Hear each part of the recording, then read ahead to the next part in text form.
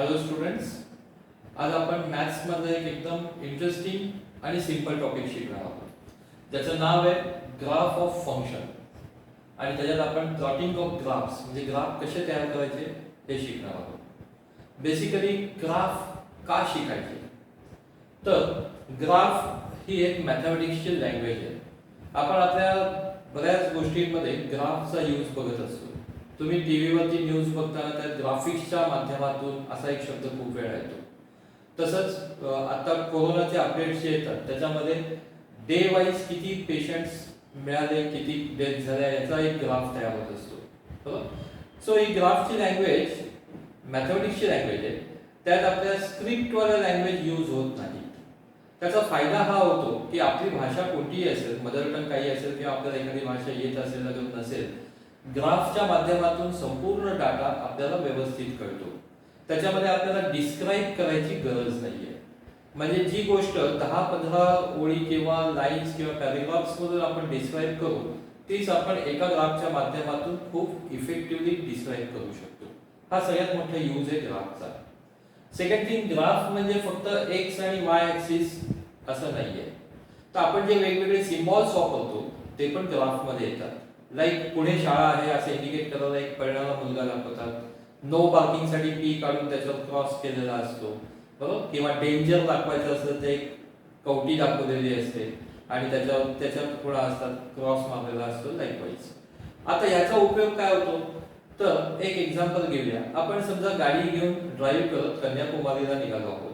आपण आता कोकणात आहोत. कोकणातून गोवा, कर्नाटक, केरळ, तामिळनाडू अशा स्टेटमधनं जाणार आहोत. या स्टेटच्या सगळ्यांच्या लँग्वेजेस, कर्नाटक कानडी, तेलुगू, तामिळ किंवा मल्याळम ह्या लँग्वेज आपल्याला येत नाही. पण तिथे सुद्धा जे रोडवरचे सिम्बॉल्स आहेत त्याच्यात कोणतीच लँग्वेज नसल्यामुळे आपल्याला पटकन कळतं. बरेच ॲरोज वगैरे जे काही आपण वापरतो हे सगळं ग्राफ्स मध्येच येतं, बरोबर. ड्रॉइंग मध्ये पण, चित्र काढताना पण बरेच चित्रकार लोक एका छोट्या फोटोवरनं खूप मोठं चित्र तयार करतात. याच्यामध्ये सुद्धा ग्राफचा वापर केला जातो.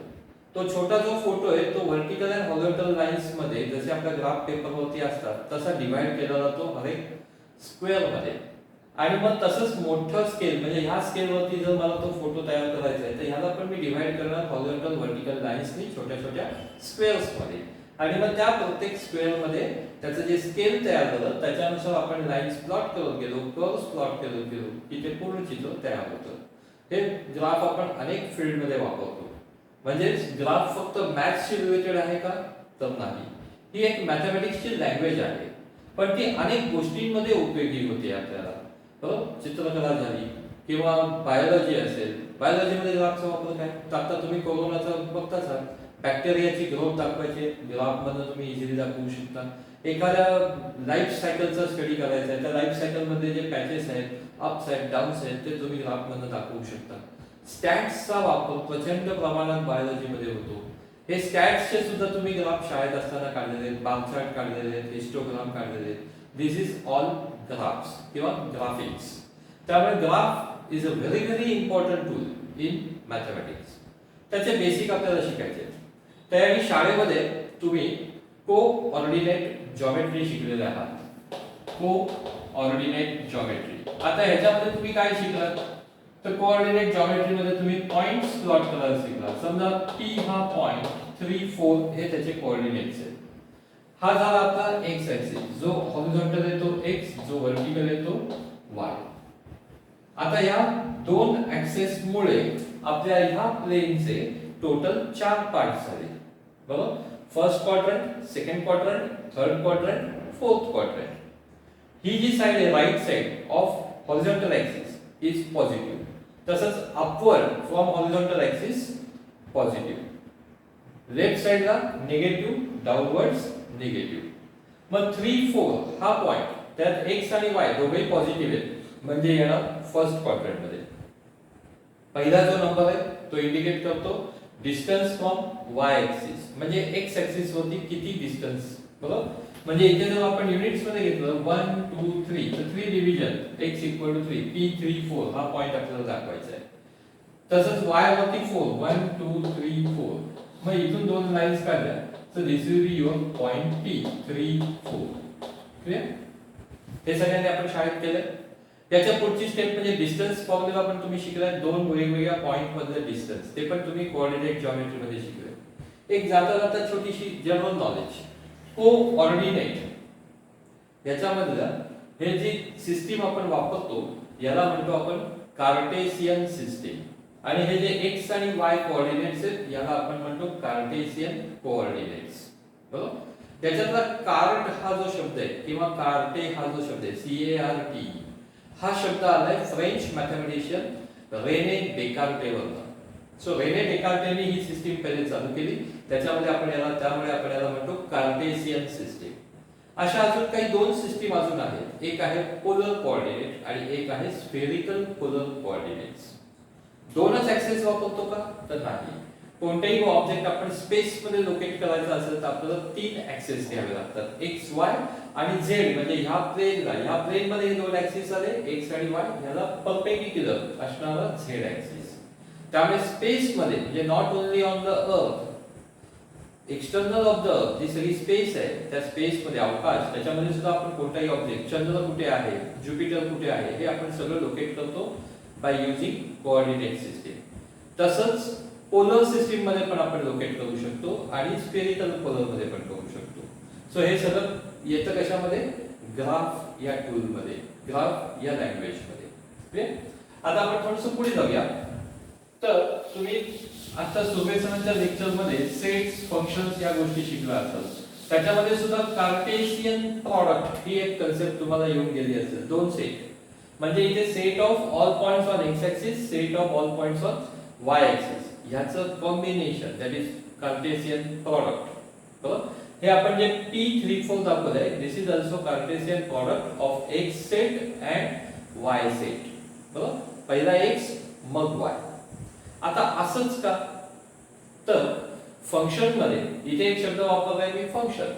फंक्शन याचा अर्थ की ज्या काही क्वांटिटी आपण वापरतो आहोत, ज्याचा ग्राफ प्लॉट करणार आहोत किंवा ग्राफ जरी नाही प्लॉट केला तरी आपण बऱ्याच फिजिकल क्वांटिटी एकमेकांवरती ज्या अवलंबून असतात त्याचे फॉर्म्युले वापरत असतो. बरोबर. तर या त्याच्यामध्ये त्यांचं रिलेशन कसं आहे हे इंडिकेट करतं फंक्शन. म्हणजे बेसिकली आपण लिहितो फंक्शन लिहिताना असं लिहिलं जातं f of x equal to, समजा मी एक फंक्शन घेतलं x प्लस 2 हे एक फंक्शन आहे. आता याच्यामध्ये x आणि y हे दोन व्हेरिएबल आहेत. मॅथ्स मध्ये जनरली आपण दोन व्हेरिएबल वापरतो. जसे शाळेमध्ये तुम्ही दोन व्हेरिएबलची इक्वेशन शिकला आहात, x plus y equal to 5x minus y equal to 2 like that. बरोबर. सो ती जी दोन इक्वेशन होती दोन व्हेरिएबलची त्यांना आपण म्हणत होतो सायमल्टेनियस इक्वेशन्स. आणि याचा सोल्युशन सेट तुम्ही ग्राफिकली सॉल्व्ह केलेला आहे शाळेमध्ये. म्हणजे x प्लस y चं जे एक इक्वेशन आहे त्याचा एक ग्राफ तयार केला. बरोबर. दुसऱ्या x मायनस y किंवा x प्लस y इक्वेशनचा एक ग्राफ तयार केला. त्या दोघांचं इंटरसेक्शन जिथे झालं that is the solution set of these two equations. Graphical method. बरोबर. कोणती एनालिटिकल मेथड वापरायची गरज नाही, ग्राफिकल मेथड. काही काही गोष्टी ग्राफिकल मेथड मध्ये खूप इझी होतात. बरोबर. तर हे एक फंक्शन आहे. आता याच्यामध्ये f ऑफ x ला आपण स्कूल मध्ये रिप्रेझेंट करत होतो y equal to x plus 2. बरोबर. म्हणजे दोन व्हेरिएबल आले. इथे फक्त y ला मी रिप्लेस केलं फंक्शन ऑफ x. आता हे इक्वेशन बघितल्यानंतर तुमच्या सहज लक्षात येईल की x ची व्हॅल्यू काहीही असू शकते, कोणतीही व्हॅल्यू असू शकते. पण y ची व्हॅल्यू मात्र कोणावरती डिपेंड आहे? x वरती डिपेंड आहे. म्हणून x ला म्हणतात इंडिपेंडेंट व्हेरिएबल. व्हेरिएबल मीन्स ज्याची काहीही व्हॅल्यू असू शकते, तो कोणतीही व्हॅल्यू घेऊ शकतो. बरोबर. That is called as variable. Vary होते. 2 हा जो आहे हा कॉन्स्टंट आहे, कुठे गेलात तरी 2 ची व्हॅल्यू 2च असणार आहे, ती बदलणार नाही. बरोबर. आणि y जो आहे दॅट इज ऑल्सो व्हेरिएबल. त्याला म्हणतात डिपेंडंट व्हेरिएबल. कोणावरती डिपेंड आहे तो? x वरती डिपेंड आहे. x ची जी काही व्हॅल्यू असेल त्याच्यानुसार y ची व्हॅल्यू बदलेल.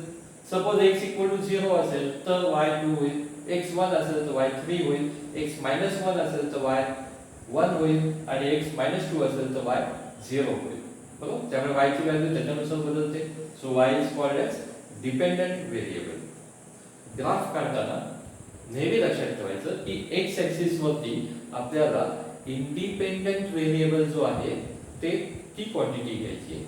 म्हणजे फॉर एक्झाम्पल जर आपण वेलॉसिटी काढतो आहोत, बरोबर, वेलॉसिटी आणि टाइम हा ग्राफ काढतो आहोत, तर time is also independent, always independent.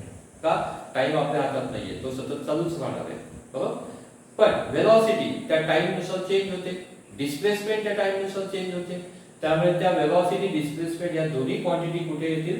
Y axis वरती येतील, बरोबर. तुम्ही एक्स आणि वाय ऍक्सिस वापरणार आहात, त्याच्यात कोणती क्वांटिटी प्लॉट करायची हा तुमचा प्रश्न आहे. पण नेहमी इंडिपेंडेंट क्वांटिटी ही एक्स ऍक्सिस वरती येणार आणि डिपेंडेंट क्वांटिटी नेहमी येणार वाय ऍक्सिस वरती. आता कोरोनाचे ग्राफ तुम्ही बघत असाल, त्याच्यामध्ये नंबर ऑफ डेज हे इंडिपेंडेंट आहे.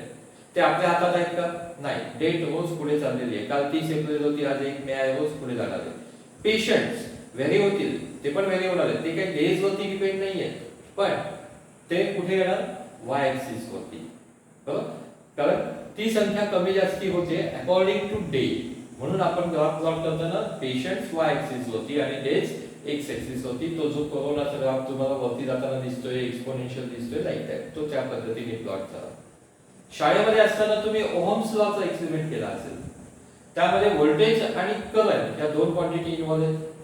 त्या सेटअप मध्ये आपण व्होल्टेज चेंज करतो आणि करंट मेजर करतो. म्हणजे व्होल्टेज किती सिलेक्ट करायचं त्याला काही लिमिट नाहीये, ते तुम्हाला पाहिजे तेवढं, दॅट इज इंडिपेंडेंट. पण त्यातून फ्लो होणारा करंट हा त्या व्होल्टेज वरती डिपेंडेंट, म्हणजे तो जाणार वाय ऍक्सिसला. So independent on x axis, dependent on y axis.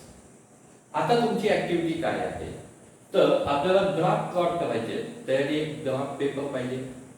जर तुमच्याकडे A4 साइजचा, म्हणजे आपला फुलस्केप जो असतो वहीचा, बरोबर, फुलस्केपची जी नोटबुक तुम्ही वापरता लॉंग बुक, त्या साइजचा पेपर हा A4, या साइजचा ग्राफ पेपर तुमच्याकडे असेल तर खूप छान. नसेल तर तुम्ही फुलस्केप वरती तयार करू शकता. कसा तयार करणार? तर आपल्याला 2 ऍक्सिस आणि 4 क्वाड्रंट पाहिजेत. म्हणजे तुमचा हा जो ग्राफ पेपर असेल, या ग्राफ पेपरला तुम्ही 4 पार्ट मध्ये डिवाइड करणार आणि ग्राफ पेपर नसेल तर फुलस्केपचा या पद्धतीने डिवाइड करणार. हा झाला तुमचा एक्स ऍक्सिस, हा झाला वाय ऍक्सिस. स्केल वापरून तुम्ही छोटे छोटे युनिट्स याच्यावरती तयार करू शकता. पॉझिटिव्ह, निगेटिव्ह, पॉझिटिव्ह वायला अपवर्ड, पॉझिटिव्ह डाऊनवर्ड, निगेटिव्ह. हा झाला तुमचा ग्राफ पेपर. आता याच्यामध्ये त्या अजून छोट्या छोट्या लाईन्स असतात, त्या प्लॉट करायची गरज नाही, कारण आपल्याला टेंटेटिव्ह पॉइंट्स प्लॉट करायचे. सो इथे तुम्ही तुमचा ग्राफ पेपर रेडी करू शकताय. तर आणि बाजारात जाऊन, कारण आता स्टेशनची दुकानं बंद आहेत, तुम्ही काही जाऊन आणू शकत नाही. पण या घरी केलेल्या ग्राफ पेपरवरती आपल्याला ग्राफ प्लॉट करायचे. तुम्ही शाळेत शिकलेली मेथड आहे, सोपी मेथड आहे, तीच वापरायची. मी एक फंक्शन दिले y = x + 2, याचा ग्राफ कसा होईल? तर त्याच्यासाठी आपल्याला एक टेबल तयार करावं लागतं व्हॅल्यूजचं, बरोबर. हे व्हॅल्यूजचं टेबल कसं करणार? तर x च्या व्हॅल्यू अज्यूम करायच्या. या x च्या व्हॅल्यू अज्यूम करताना काही निगेटिव्ह आणि काही पॉझिटिव्ह अशा व्हॅल्यू घ्यायच्या. मग या फंक्शन मध्ये, हे आपलं फंक्शन आहे, या फंक्शन मध्ये y ची व्हॅल्यू x च्या व्हॅल्यू वरनं काढायची आहे. समजा x = -2 मी इथे पुट केलं, y 0 मिळाला. -1 इथे पुट केलं, y 1 मिळाला. 0 पुट केलं, 2 मिळाला. Likewise 3 and 4. आता तुमच्याकडे कार्टेशियन प्रॉडक्ट तयार झाला, कोऑर्डिनेट्स तयार झाले. -2 0. पहिला पॉइंट कुठे प्लॉट होईल? -2 x वरती इथे -2 आला, हा 0 आहे. पहिला पॉइंट इथे आला. -1 1, -1 इथे, 1 इथे, पहिला दुसरा पॉइंट इथे आला. नेक्स्ट 0 2 इथे येईल. देन 1 3 अजून वरती गेला आणि 2 4 अजून वरती गेला. तुम्ही या सगळ्यांना कनेक्ट केलं तर तुम्हाला एक लाईन मिळाली. हे तुम्ही शाळेत केलेलं आहे, बरोबर. आता ह्या इक्वेशनचा हा ग्राफ आहे. म्हणजे तुम्ही इथे x चा कोणताही पॉइंट सिलेक्ट केला, तिथून या लाईन वरती गेलात तर तुम्हाला y ची व्हॅल्यू ऑटोमॅटिकली मिळणार आहे, बरोबर. आता ह्या इक्वेशनचा ग्राफ लाईन तयार झाला. इक्वेशन कडे थोडं लक्ष देऊया. x आणि y दोन व्हेरिएबल आहेत, दोघांचाही इंडेक्स 1 आहे. जेव्हा दोघांचाही इंडेक्स 1 असेल तेव्हा तुम्हाला मिळणारा ग्राफ हा लाईनच असणार, लाईनच असणार. जसे स्टॅट्स मध्ये ग्राफ होते, त्याच्यामध्ये काही रिलेशन नसतं. त्यामुळे स्टॅट्स मध्ये इथे एक पॉइंट आहे, समजा इथे एक पॉइंट आहे, दुसरा पॉइंट इथे येऊ शकतो, एक पॉइंट इथे येऊ शकतो. आता ते तुम्ही एका लाईनने कनेक्ट करू शकता का? तर नाही. मग तिथे जो तुमचा तयार होतो त्याला म्हणतात हिस्टोग्राम. हे वेगवेगळे सेगमेंट मी जॉईन केले, बरोबर? असे स्टॅट्स मध्ये येऊ शकतात. इथे मात्र आपल्याला या पद्धतीने जायचं नाहीये. आपल्याला सगळे पॉइंट सलग म्हणण्यापेक्षा कंटिन्यू म्हणजे x च्या इन्क्रीजिंग ऑर्डर मध्ये कनेक्ट करत जायचे.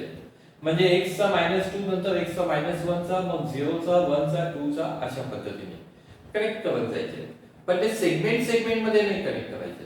मी काय म्हणतोय ते अजून पुढच्या ह्याच्यात तुम्हाला लक्षात येईल, बरोबर? पहिला ग्राफ कळलाय. आता हा एक ग्राफ तुम्ही काढून दाखवलाय. तुम्ही तयार केलेल्या ग्राफ पेपरवरती तुम्ही पुढच्या दोन इक्वेशनचे ग्राफ तयार करायचे. दुसरं इक्वेशन आहे y 2x + हे झालं दुसरं इक्वेशन. तिसरं इक्वेशन आहे 2y = 2 - x. आता इथे 2y आलाय, असं काही येऊ शकतं, पण इथे आपल्याला काय इक्वेशन पाहिजे? y = या फॉर्म मध्ये इक्वेशन पाहिजे. म्हणजे हे इक्वेशन तुम्हाला कन्वर्ट करायला लागेल 2 ने इकडे डिवाइड करून. म्हणजे ते इक्वेशन होईल y = 1 - x/2. x च्या व्हॅल्यू मी अशा दाखवल्यात अशाच घ्यायच्या आहेत. त्याच्यानुसार y च्या ज्या व्हॅल्यू येतील त्या येतील, त्याच्यानुसार ग्राफ प्लॉट करायचा आहे. आता हे ग्राफ प्लॉट करताना हे तीनही ग्राफ एकाच ग्राफ पेपरवरती तुम्हाला प्लॉट करायचे आहेत. तीनही ग्राफ एकाच ग्राफ पेपरवरती. म्हणजे x च्या याच व्हॅल्यू आहेत, आपण त्या व्हॅल्यू बदललेल्या नाही. -2 -1 0 1 2 त्या बदलायच्या आहेत. आणि त्याच्यानुसार तुमच्या ह्या इक्वेशनचा ग्राफ प्लॉट करायचा आहे आणि ह्याचा पण प्लॉट करायचा आहे एकाच ग्राफ पेपरवर. हे प्लॉट केल्यानंतर ते ग्राफ मे बी इंटरसेक्ट होतील, मे बी होणार नाहीत, बरोबर? जर इंटरसेक्ट झाले तर त्याचा सोल्युशन सेट तुम्ही फाइंड आउट करायचा आहे. झाले नाहीत तर का होत नाहीयेत ते फाइंड करायचंय, बरोबर? ते मग तुम्ही पुढे किती एक्सटेंड करू शकता. मगाशी सांगितलं असं तीनही इक्वेशनचा ग्राफ हा लाईनच येणार आहे. का लाईन येणार आहे? x आणि y दोघांचा इंडेक्स 1 आहे, त्यामुळे तो ग्राफ लाईनच येणार आहे. Is it clear? ओके. हे तीन ग्राफ झाले की दुसरा ग्राफ पेपर घ्यायचा आहे. दुसऱ्या ग्राफ पेपरवरती मी दुसरा फंक्शन देतोय. आता पुढची पण परत तीन फंक्शन देणार आहे. या तिन्ही फंक्शनचे ग्राफ तुम्हाला एकाच ग्राफ पेपरवरती प्लॉट करायचे. त्यातलं पहिलं फंक्शन आहे y = x². आता इंडेक्स बघा, y चा आणि x चा इंडेक्स वेगवेगळा आहे, बरोबर? आणि तो दोघांचाही 1 नाहीये, म्हणजे याचा ग्राफ लाईन येणार नाही. त्याचा ग्राफ लाईन येणार नाही. मग तुमचे पॉइंट्स वेगवेगळे प्लॉट होतील. समजा तुमचे पॉइंट्स असे प्लॉट झाले, इथे आला आहे, इथे आला आहे, इथे येतोय, इथे येतोय, इथे येतोय, लाईक दॅट. तर मग याला सेगमेंट वाईज तुम्ही कनेक्ट नाही करायचंय. मग कसं कनेक्ट करायचंय? तर स्मूथ जॉईन करायचंय. वेगवेगळे सेगमेंट नाही आले पाहिजे. कसं ते तुम्ही ठरवायचं, मी सांगणार नाही, बरोबर? हे ग्राफ काढून तुम्हाला फोटो काढून मला पोस्ट करायचे आहे.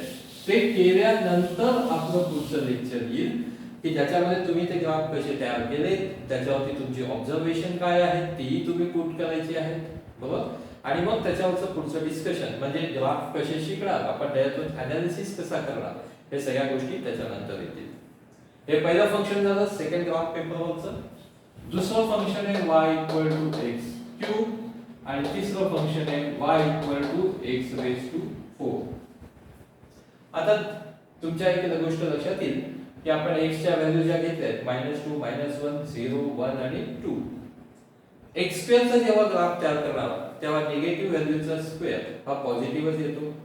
त्यामुळे याचा ग्राफ x ऍक्सिसच्या वरतीच राहील. याचा ग्राफ निगेटिव्हचा क्यूब निगेटिव्ह, पॉझिटिव्हचा क्यूब पॉझिटिव्ह, त्यामुळे याचा ग्राफ दोन्हीकडे राहील, x ऍक्सिसच्या वरती आणि खाली, बरोबर? कसा येईल तुम्ही तयार करून बघा. अगेन x⁴ निगेटिव्ह x चा ⁴ पॉझिटिव्हच येणार आहे, त्यामुळे तो पण ग्राफ x ऍक्सिसच्या वरती राहील. या फक्त मी बेसिक थिंग दिलेत. आता ते ग्राफ काढताना त्याचे नेचर कसं तयार होईल हे तुम्ही एक्सपिरियन्स करायचंय, तुम्ही ऑब्झर्व करायचंय. आता हे तीनही ग्राफ तुम्हाला एकाच ग्राफ पेपरवरती काढायचे तर त्यातली कंपॅरिझन आपल्याला करता येणार आहे. बरोबर, हे तीनही ग्राफ काढायचे, मला फोटो टाकायचे व्हॉट्सअपला, मग त्याच्यावरती आपण डिस्कशन करणार आहोत. हे तीनही ग्राफ काढताना मी तुम्हाला व्हॅल्यूज दिल्यात -2, -1, 0, 1 आणि 2. ह्याच्या पलीकडच्या व्हॅल्यू पण तुम्ही घेऊ शकता, -3 घेऊ शकता, +3 घेऊ शकता, हाफ पण घेऊ शकता, x = हाफ. त्याच्यावर पण ऑब्झर्व करून बघा काय होतं. x = -हाफ पण घेऊन बघा काय होतं. हे ऑब्झर्वेशन तुम्ही करायचंय. हे ग्राफ काढू. Is it clear? आजचा दिवस चांगला आहे, 1 मे आहे. आज हा व्हिडिओ तुम्हाला मिळेल. हा व्हिडिओ बघितल्यानंतर आज आणि उद्यामध्ये तुम्हाला सफिशियंट टाइम आहे की तुम्ही ग्राफ पेपर घरात असतील तर वापरा, नसतील तर फुलस्केपवर तयार करा आणि हे ग्राफ प्लॉट करा. हे ग्राफ प्लॉट करायचे, दोनच ग्राफ पेपर, दोनच पेजेस. मगाचे 3 ग्राफ एका ग्राफ पेपरवर, आताचे 3 ग्राफ दुसऱ्या ग्राफ पेपरवर. बरोबर, स्केल हवी ती मी युनिट मेन्शन केलेले नाही. -2 सेंटीमीटर आहे, मीटर आहे, मिलीमीटर आहे, किलोमीटर आहे, तुमचा प्रश्न. बरोबर, ती फक्त एक व्हॅल्यू आहे एक्सची. आपल्याला त्यातलं रिलेशन बघायचं आहे, म्हणजे डिपेंडंट आणि इंडिपेंडंट यांचं एकमेकांशी कसं रिलेट होतात ते ऑब्झर्व करायचंय. बरोबर, सो हे प्लॉट करा. उद्या दुपारपर्यंत मला पाठवायचंय, म्हणजे उद्या दुपारच्या नंतर आपलं त्याच्यावरती डिस्कशन होऊ शकतं.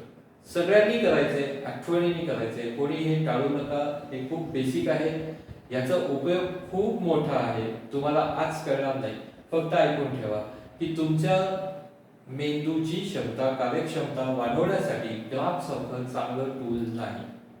याच्यात तुम्ही ऑब्झर्व करायला शिकता, याच्यात तुम्ही विचार करायला शिकता, म्हणजे युअर थिंकिंग पॉवर किंवा रिझनिंग पॉवर असं आपण म्हणू, ते वाढणार आहे. तुमचं इमॅजिनेशन वाढणार आहे. बरोबर, तुमची क्रिएटिव्हिटी वाढणार आहे. त्यामुळे हा जो एक्झाम इथून पुढे ग्राफ अजून वेगवेगळ्या प्रकारचे ग्राफ मी देणार आहे, हा पुढे राहणार आहे कंटिन्यू. बरोबर, हे आता फक्त मी बेसिक दिलेले आहे. तर ह्याच्यावरनं खूप गोष्टी साध्य होणार आहेत. बेसिकली तुमचं मेंदू, ब्रेन खूप ऍक्टिव्ह होईल, तुमचं क्रिएटिव्हिटी वाढेल, इमॅजिनेशन वाढेल, ऑब्झर्वेशन पॉवर वाढेल आणि ग्राफवरनं आपल्याला काय शिकायचंय, that is reasoning and logical thinking, हे सगळं डेव्हलप होण्यासाठी graph is the best tool. त्यामुळे न चुकता करा, आळस करू नका, अवश्य करा आणि फोटो काढून मला पोस्ट करा उद्या दुपारपर्यंत. Okay, thank you.